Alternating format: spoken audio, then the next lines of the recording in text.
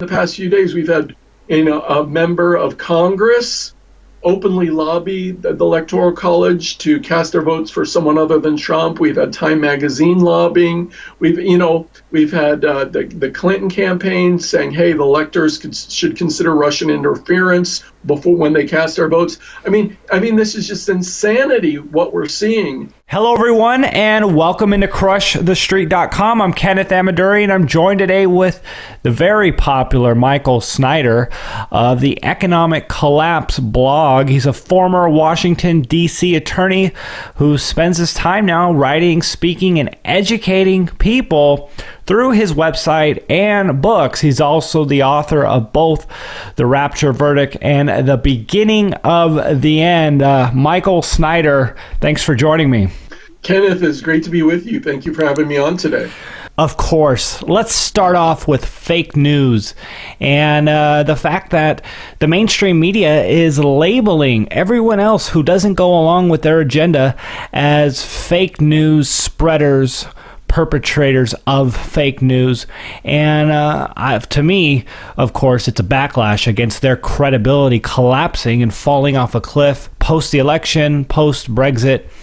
Michael, let's get your thoughts on this.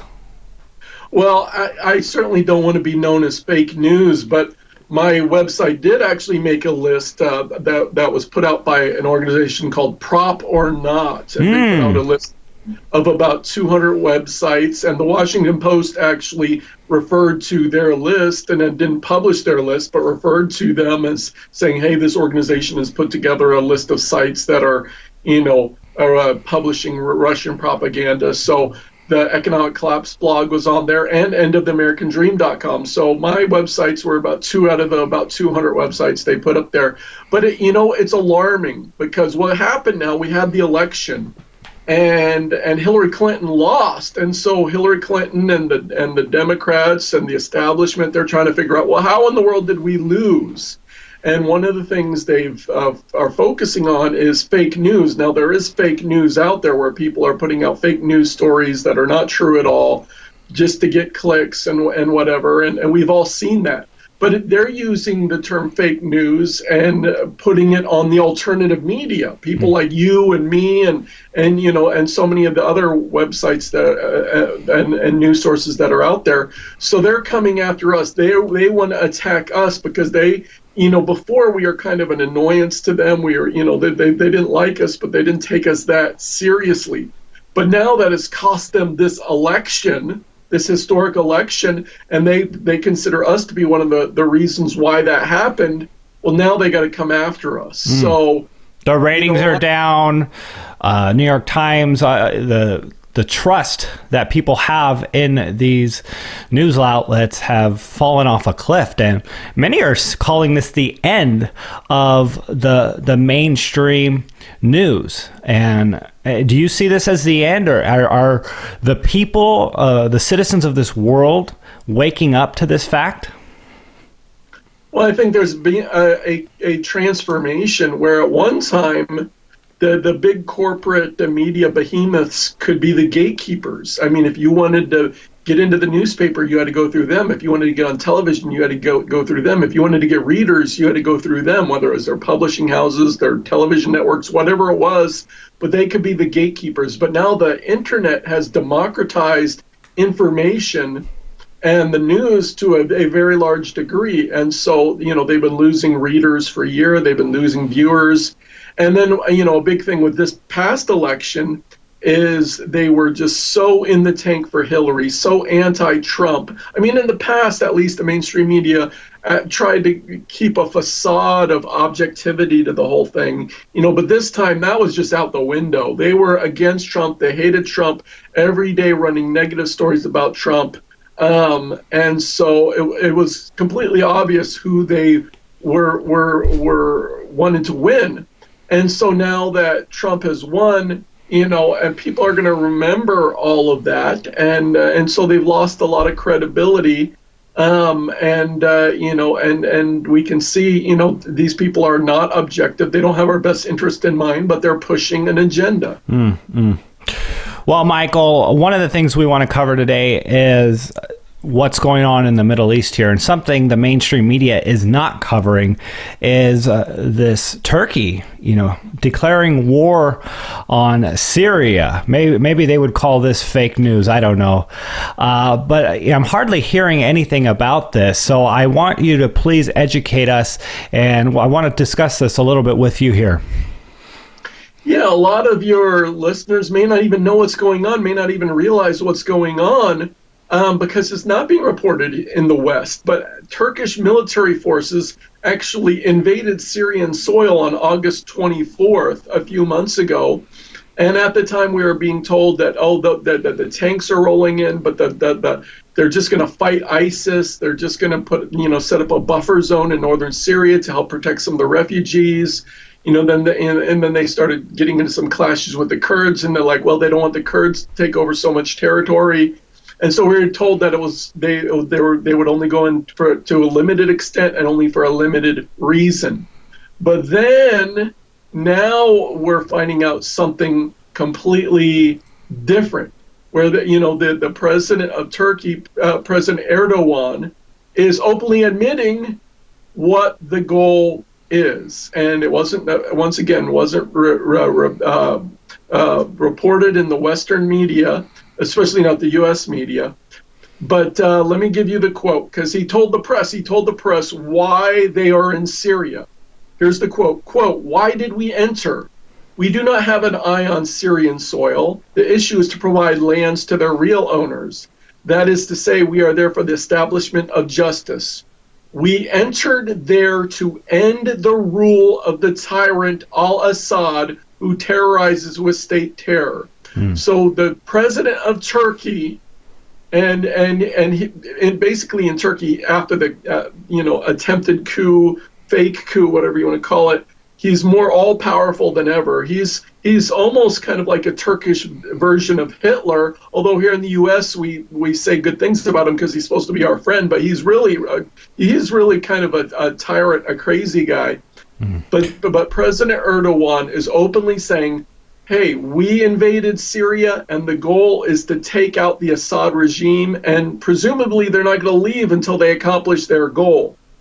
And so that's basically a declaration of war on the Syrian government, and it puts them directly opposed to, Hezbollah, which is helping the Syrian government, puts them in direct conflict with Iran, who's in there and helping Syria. But most importantly, it puts them potentially in direct conflict with Russia, because Russia has been propping up the regime, helping the Assad regime retake territory, has totally turned the tide of the war. And that's why Turkey had to intervene ultimately, is because the rebels that they were funding and supporting and allowing to use their hospitals, including ISIS fighters who go back and forth over the border using Turkish hospitals. Barack Obama knows all about this. He also knows that ISIS was selling oil, shipping oil on an industrial scale into Turkey, where it was sold to the rest of the world. Obama knows all about that, didn't do anything to stop it either. But Turkey was doing all that they can to help the rebels, including ISIS, to try to overthrow the Assad government. It was working at first, then Russia and Iran and Hezbollah came in, turned the tide of the war, and so then they were losing. So that's why Turkey had intervened to keep the war alive, because the rebels were losing. And so Turkey's been involved in this war all along, but now they're directly involved with tanks, with soldiers, with their own military in the fighting in Syria. Now, how this can involve the United States. Well, Turkey's a member of NATO.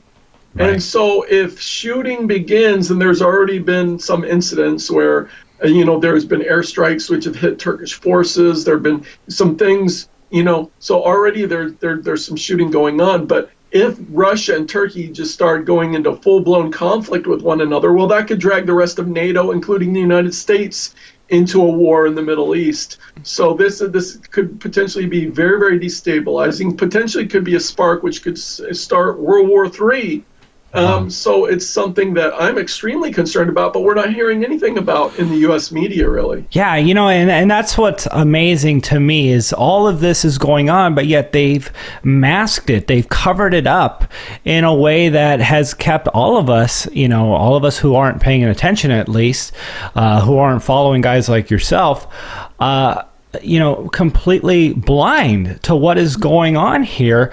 And I guess that's where Trump comes in. I'm wondering what your thoughts are with Trump and if he's beholden to the mainstream narrative, and how do you think it'll play out? How do you think he will respond to what is going on in the Middle East regarding all of this?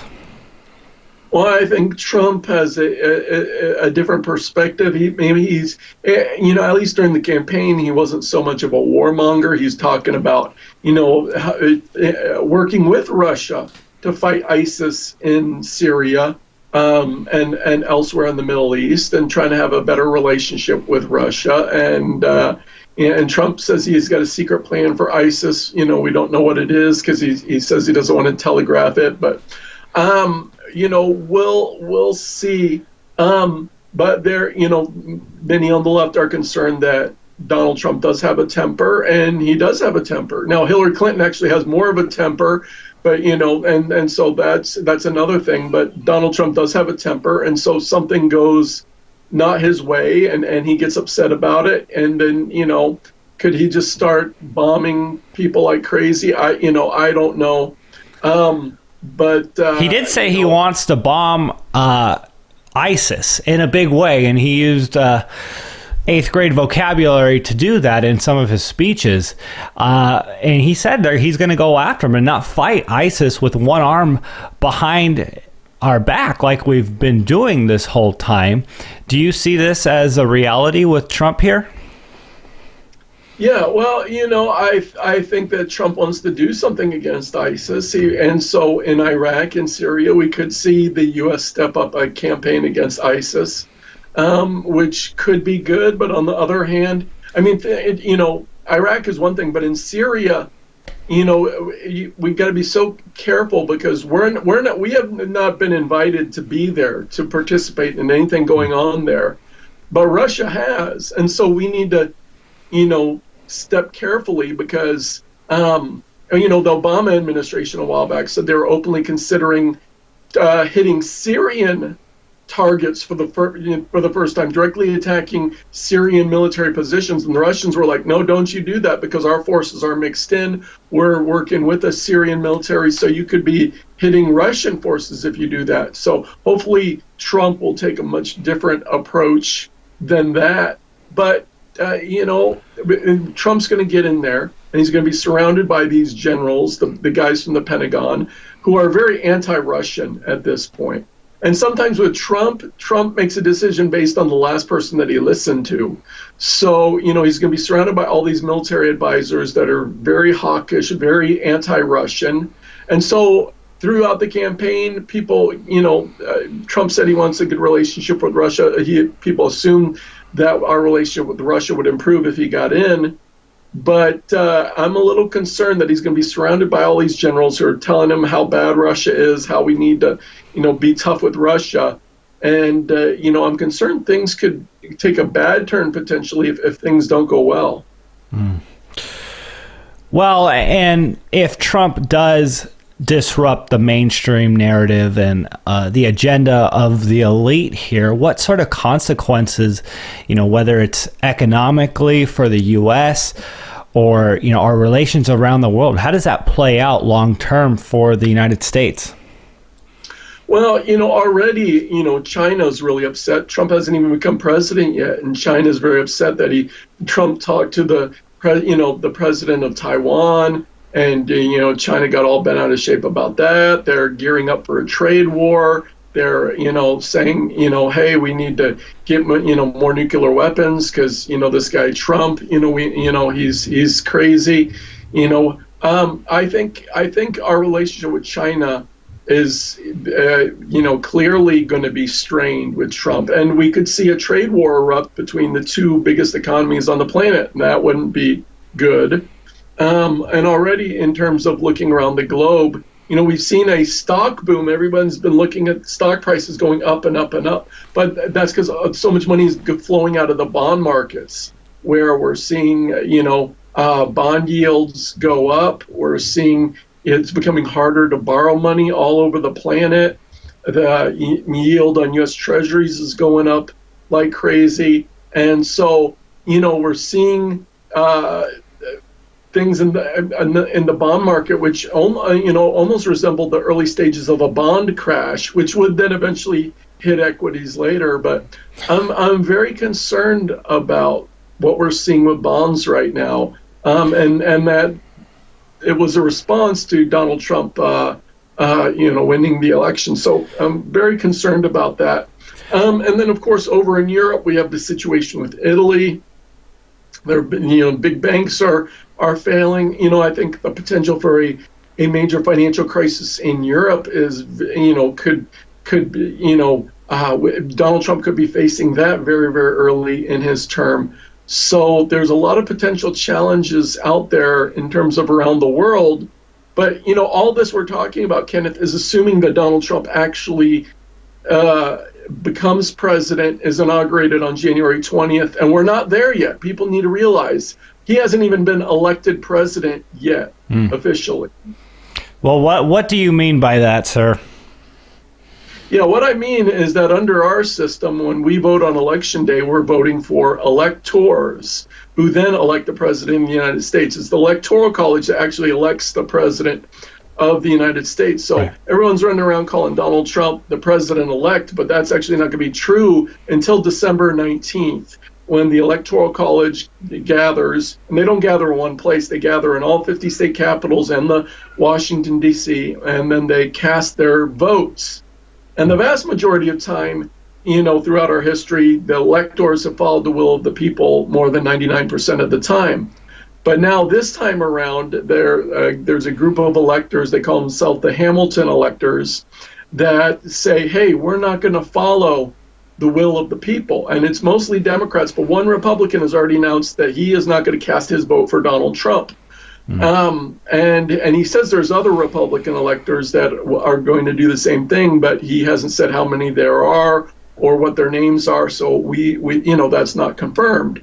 But we know there's this one guy, and he's been all over television talking about this. And then just within the past few days, we've had a member of Congress openly lobby the Electoral College to cast their votes for someone other than Trump. We've had Time Magazine lobbying. We've had the Clinton campaign saying, hey, the electors should consider Russian interference before when they cast their votes. I mean, this is just insanity what we're seeing. So, but what in order to keep Donald Trump from having 270 electoral votes, they would have to turn 37 Republican electors. Probably not likely to happen. But if they did that, they could throw it into the House of Representatives, and then who knows what would happen from there. But even if we get past December 19th, Kenneth, that's just the first step. Then we get to January 6th, which is when the electoral votes are counted, and a joint session of Congress comes together and counts the electoral votes. Normally a formality, but objections can be raised. Most recently, an objection was raised in 2005 with the second election of George W. Bush. But if one member of the House and one member of the Senate signs an objection in writing and submits it, then it has to be voted on.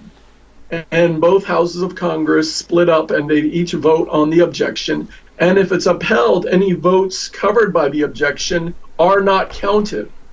So they could object to one vote, they could object to all the votes from a particular state, or all the votes. Wow. So ultimately, Donald Trump could actually be blocked on January 6th by the joint session of Congress. And that's why this whole thing with Russian interference, Russian hacking, the election was unfair.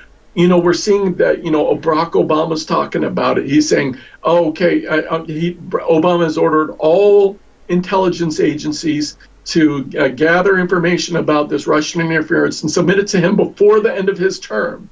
The Clinton campaign is talking about it and saying electors need to consider it. Members of Congress are coming forward and saying, oh, this is a really big deal. And of course, the mainstream media has been night and day running with this story.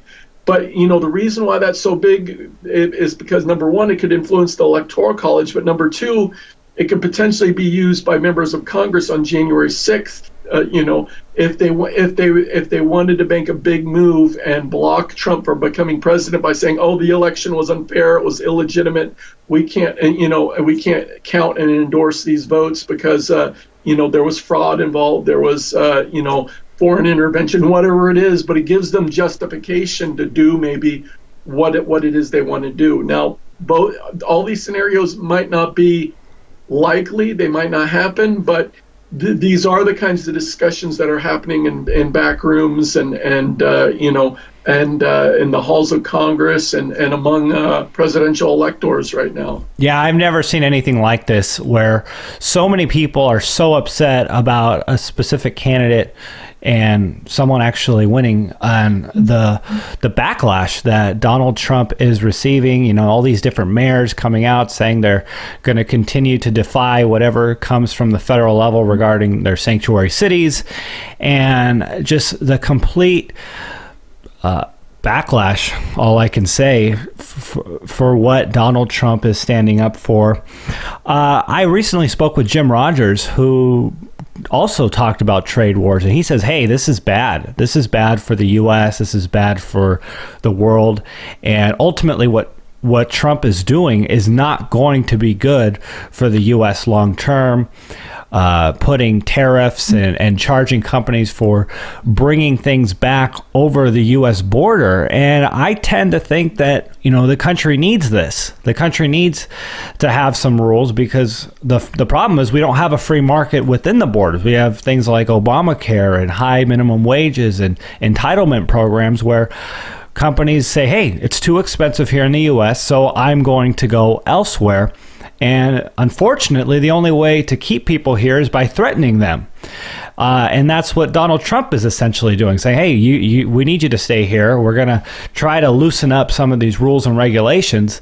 But also, if you leave, we're going to charge you. So what are your thoughts on that and the trade wars? And is this good for the U.S.? Do you like what you're seeing here?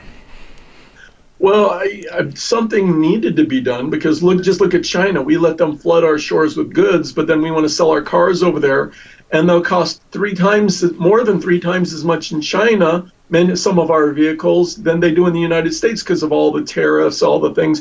So, I mean, our trade it's not free trade. We're being ripped off by China, frankly, and Donald Trump is exactly right about that. But now, if Donald Trump says, hey, we need to, renegotiate these things, we need to make things fair. Well, China's not going to like that because they've been riding the gravy train all these years. They've been getting very wealthy off of us. They built up their industrial base at our expense.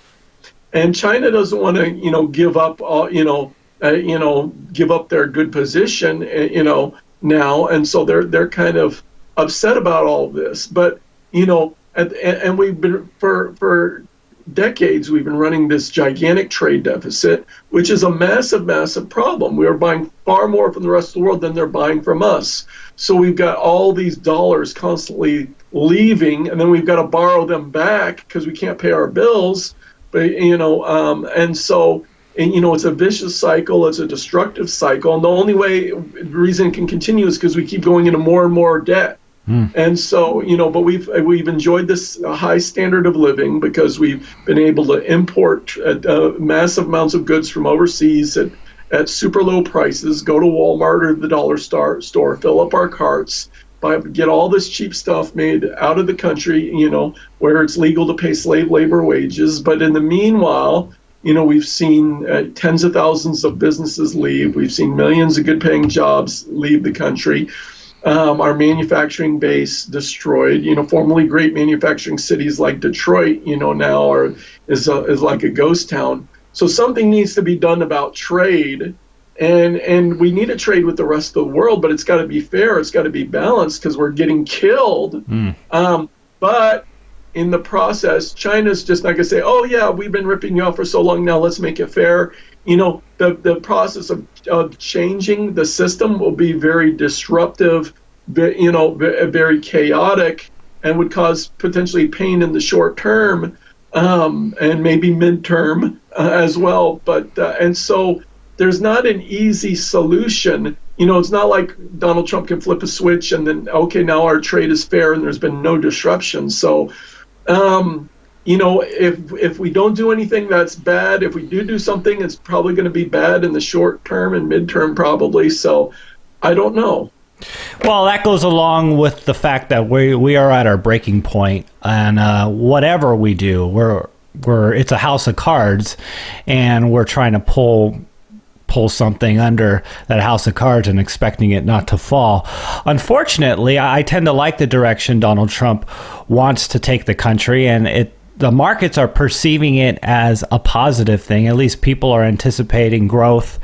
And, if, let's say, he does lower the corporate tax rate from 39% to 15%, that would make sense why the stocks are pricing that in. That's dollars going straight to the bottom line for a lot of these companies. I understand that it's still based on a huge bubble, but what I find concerning is that it's likely to crash on his watch, and the media, the mainstream media, they're masters at packaging whatever you want to call it, the right or conservative thought is doing, and painting them as the reason why things fall apart, blaming capitalism, blaming the free market. And I fear that will happen here with Trump. And, he may not make it 8 years in this whole thing with the way things are going to play out on him. Yeah, and Barack Obama has really set the stage because when he first came into office, the federal government was $10.6 trillion in debt, and now we're basically $20 trillion in debt, nearly doubling the national debt.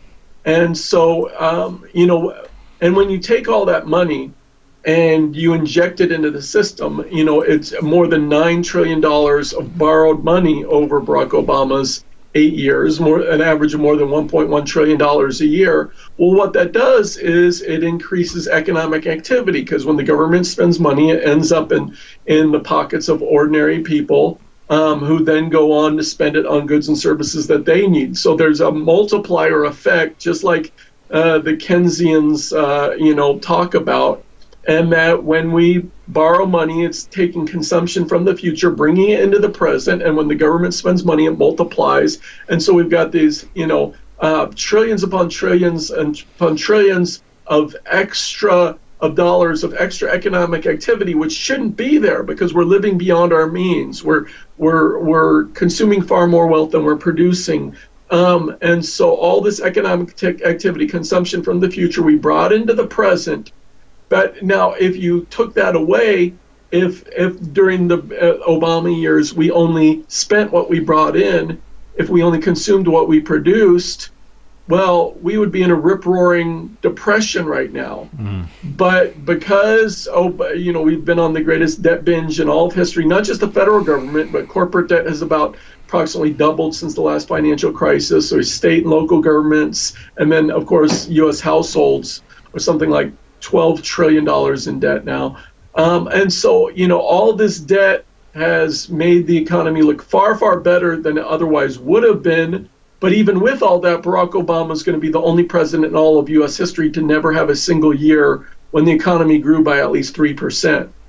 And so, that's with all this government stimulus, all this borrowed money that's been injected into the economy. It's still, depressing performance, stagnating performance. But without all that borrowed money, like I said, we would be in the worst depression right now. And now here comes Donald Trump. And see, Donald Trump's going to be facing a dilemma, because in order to continue just the performance of the economy that we've seen under Obama, Donald Trump has to keep borrowing money at the same rate, in order to achieve a similar performance. But now if Donald Trump says, I don't like all this debt, we're going to start cutting back, well, then that's going to really hurt the economy, and then we'll have a downturn. Everyone will blame him for his bad economic policies. But of course, if we continue to go in debt like like this. I mean, we're literally destroying the future, wiping out the future that our children and our grandchildren are supposed to have, piling all this debt on them. I mean, it's just insanity what we're doing. I mean, it's really criminal what we're doing to future generations of Americans. So, we can't afford to do that.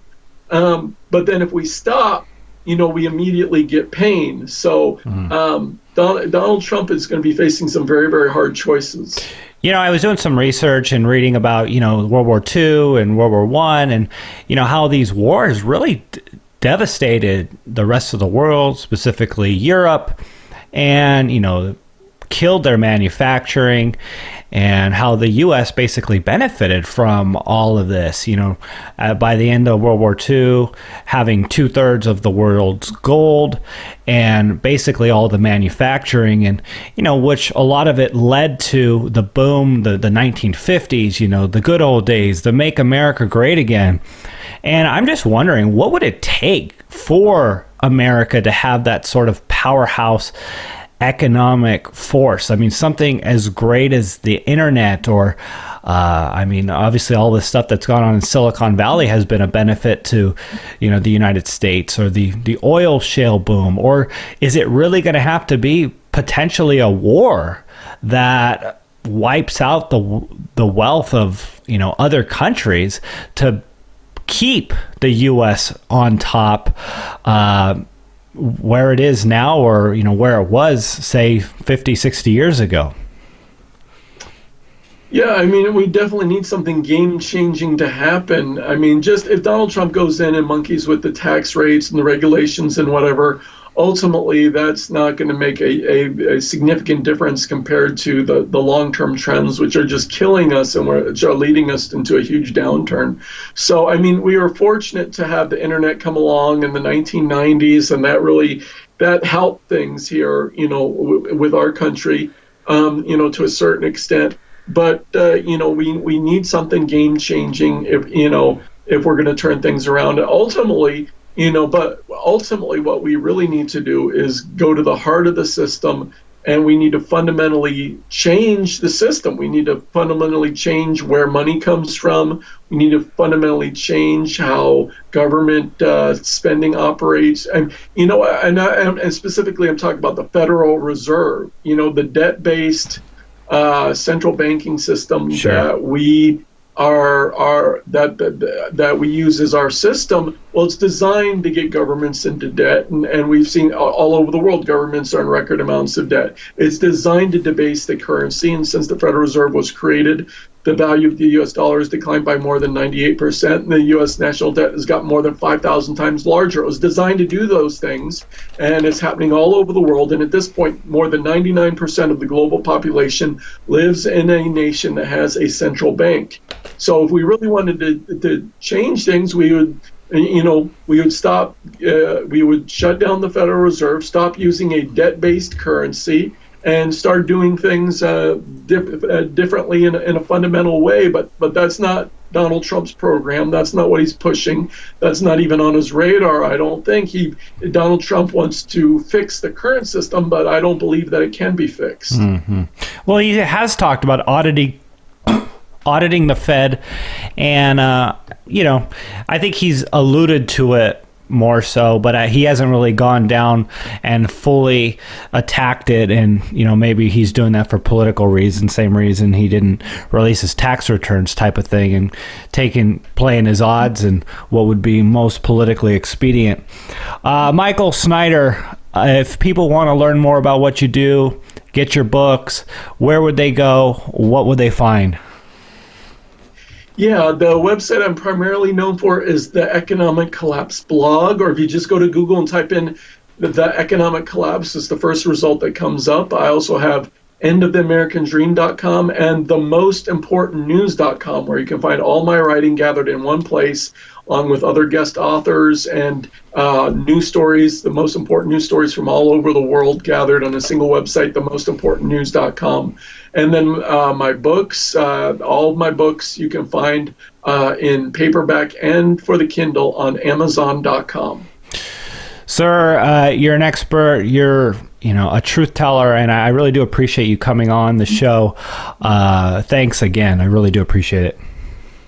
Oh, thank you, Kenneth. I enjoyed talking with you today, and I think the next few weeks and certainly the months ahead are going to be exceedingly interesting.